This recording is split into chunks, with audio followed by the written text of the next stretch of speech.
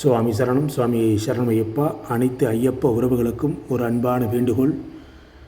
கடந்த சில நாட்களாக சபரிமலையில் கட்டுக்கடங்காத கூட்டத்தால் பல பக்தர்கள் சிரமங்களை கடந்து ஐயனை தரிசனம் செய்தனர்.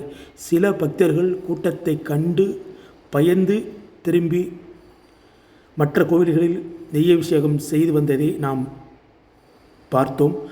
மனதுக்கு மிகவும் கஷ்டமாக இருந்தது. அதற்கு தற்போது ஸ்பாட் பிக்கிங் 5000 குறைக்கப்பட்ட பிறகு கூட்ட நெரிசல் என்பது அங்கு கிடையாது. அனைத்து பக்தர்களும் ஒரு மகிழ்ச்சிகரமான ஒரு திவ்ய தரிசனத்தை தற்போது அனுபவித்து கொண்டு வருகிறார்கள். எனவே இனி வரக்கூடிய ஐயப்ப பக்தர்கள் நீங்கள் முன்பதிவு செய்த தேதிகளில் மட்டும் உங்களுடைய பயண திட்டத்தை திட்டமிடுங்கள். அவசரப்பட்டு இங்கே வந்து ஸ்பாட் புக்கிங் செய்து கொள்ளலாம் என்று நீங்கள் வர வேண்டாம். ஏனென்றால் தினமும் 5000 டிக்கெட் மட்டுமே தற்போது கொடுக்கப்படுகிறது. எனவே நீங்கள் முன்பதிவு செய்த தேதிகளில் வரும்பொழுது உங்களுக்கான தரிசனம் தங்கு தடையின்றி அனைவருக்கும் கிடைக்கும் என்பது உண்மை.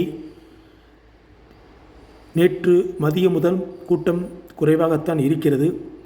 அதற்குத்தான் இந்த வீடியோ ஒரு ஆதாரமாக இருக்கிறது.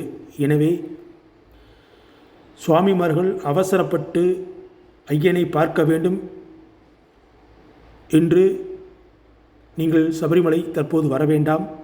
ஒரு மண்டல காலம் விரதமிருந்து நீங்கள் வருகிறீர்கள் என்றால் ஐயன் உங்களுக்கு திவ்ய தரிசனத்தை நிச்சயம் வழங்குவார்.